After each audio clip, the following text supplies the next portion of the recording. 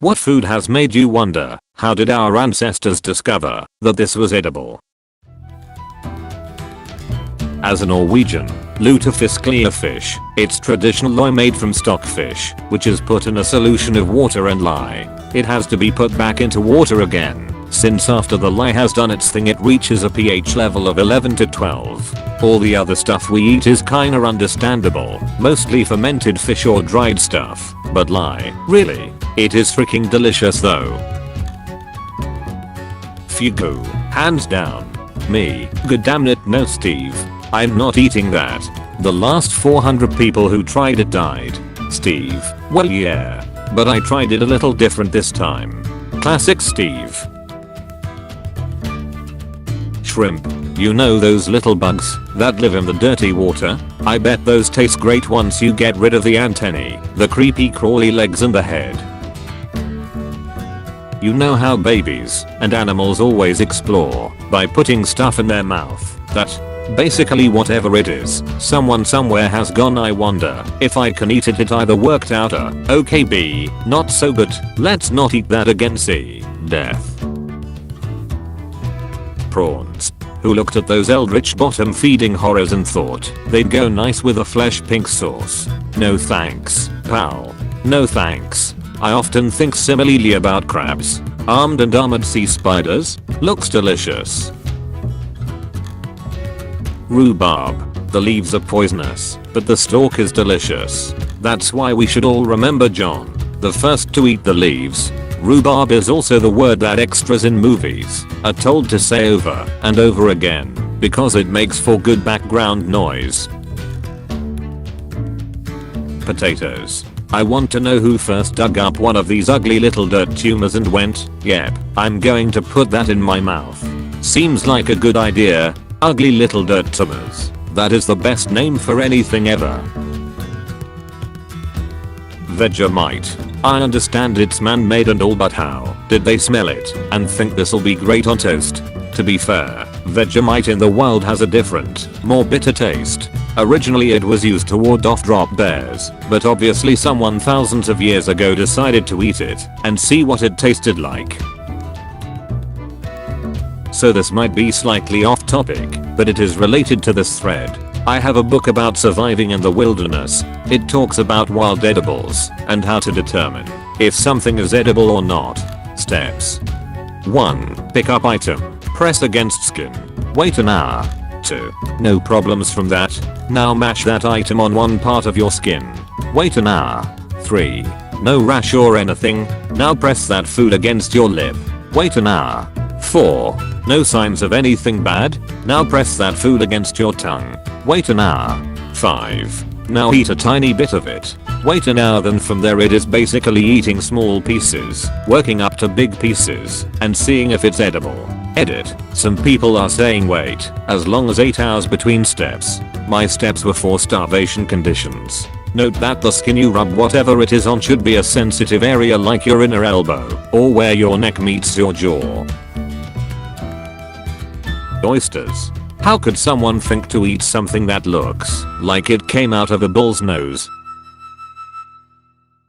Whoever thought there must be some edible part of this poisonous fugu fish, and I'm going to find it, was a madman. Some emperor who forced subjects to eat every part, but everyone only gets a specific part. You live and are healthy, you get land. You die, well shit, not your problem anymore. Durian.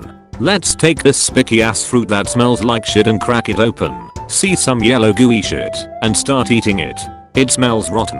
It's the consistency of budgers. It tastes okay, I guess. And an hour after you eat it, you start belching up sickening burps. One night I ate a big bite of shrimp scampi, and it had the biggest ball of garlic on the bread. So yummy. About half hour later I chugged a Red Bull. What resulted was the worst smelling burps I've ever produced. I ended up at a bar on a Friday night, and I kept trying to swallow down these mustard gas burps. I could tell some of the toxic gases escaped from the corner of my lips and the faces on those surrounding me. I will never forget.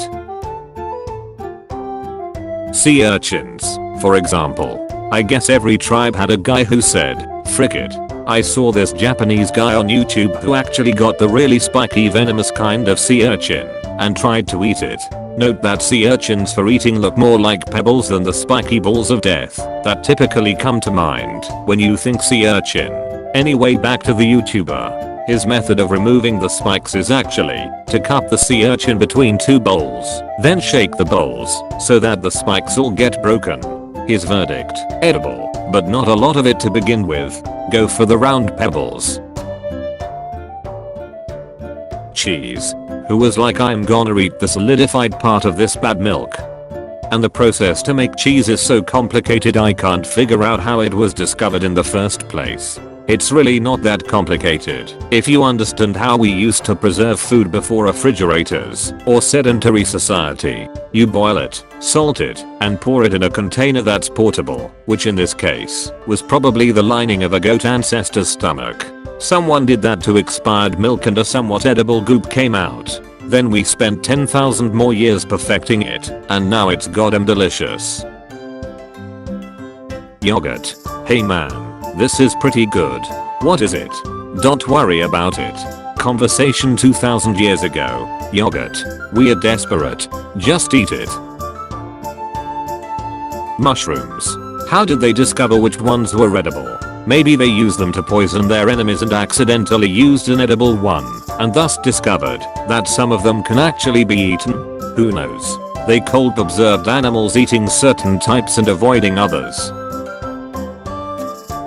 Artichoke. Let's take that spiky ass weed that makes your hands taste better for days and boil it for an hour or two, so we can scrape a tiny bit, if nothing, off the leaves with our teeth. How hungry was that dude? Edit. To be clear, I love artichokes, and they do not require butter or mayo to be delicious. I was at a business lunch as a grown-ass man in my 40s, having never eaten artichoke, and the other guy orders a grilled one as an appetizer. 5 minutes later I'm still chewing on my first leaf, trying not to show the "why do people eat this?" face when I notice him scraping the leaf with his teeth. That information would have been very valuable ahead of time. Civet coffee. Although more of a recent discovery, 18th century, but who in their right mind decided, I'm going to make coffee with this animal's poop? I'm surprised I see no mention of coffee in general. How on earth did people figure out to pick the berries, ferment them, dry them, roast them, grind them, put that into boiling water, filter it out again, and drink the fluid? Surströmming, you know, the Swedish fish that is put underground to rot. I like it was invented accidentally. Salt used to be pretty expensive, so some traders didn't use enough to preserve the fish properly, but sold it anyway. When they came back they were surprised when the townsfolk asked if they had any more of the fish prepared in that way. But why would somebody eat it? I mean, the way it smells is terrible.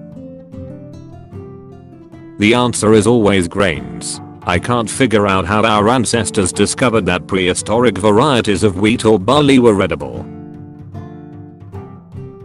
Good question. I can offer you some insight there. When my dad was a kid, on a farm that was just barely more than a homestead, they chewed barley seed for a snack. They didn't have money for gum anyway. As kids out exploring, they hunted too, to supplement the family food supply. Even in the 1980s, when I was a kid, we'd carry a gun with us while exploring the woods. Sometimes we'd get a pheasant to take home for supper. But the way it works is that you're walking mostly aimlessly, running your hand through the grass, and you pull off a seed head and pick the sharp horns and chaff off the seeds and pop them into your mouth. If you chew it long enough you get a sort of a gum. Just the gluten is left. You've dissolved and swallowed the nutritious parts of the germ. Barley is tastier than wheat, though wheat makes a better gum. There are plenty of other wild seeds too, though many varieties of grass have tiny seeds. There is lots to snack on if you have eyes and knowledge. It also might be that you come across a berry patch while out and about, and you just pick and eat as you go. You carry some home, and it gets added to the family meal. Maybe you fill your hat with berries. Some days, you come home with a bit of meat and some sort of fruit or vegetable. Often, nothing. If harvest has already happened, you stop by the granary before heading out and fill up your pocket with some seed. That's an ancient thing. The very definition of hunter-gatherer. but it didn't really die out like people seem to think it did. It was a fairly significant part of my dad's diet in the 1950s, and I was practicing vestiges of it in the 1980s. I'm sure hunters still do. Century eggs. Take duck eggs. Wrap them in hay and mud and ashes. Legend has it horse urine used to be used too, because it's alkaline. Wait a few weeks/months. Break them open, whereupon they are grey and jelly-like and pungent, smelling slightly of ammonia. Boil and eat. I love them, but I really have to wonder who thought that eating them was a good idea in the first place. Or perhaps, how hungry they were that eating them seemed like a good idea. They might have just forgotten the egg, and one day they were so desperate for food they remembered about that egg, and said frick it. That's the story of Worcestershire sauce. Some dude had a barrel of stuff that didn't taste so good at first, so he just forgot about it for a year or two, or more, and went back to try it again, and was like, oh damn, this is fire now. Saffron. Who the frick figured out that the stamen from a specific crocus flower, when picked and dried then steeped in warm liquids, was going to be delicious? Easy. At first they wanted to extract the color and use it to dye stuff. Then they discovered that it also tastes good. You have a message from the ancestor. Like and sub for 10,000-year-old nothing.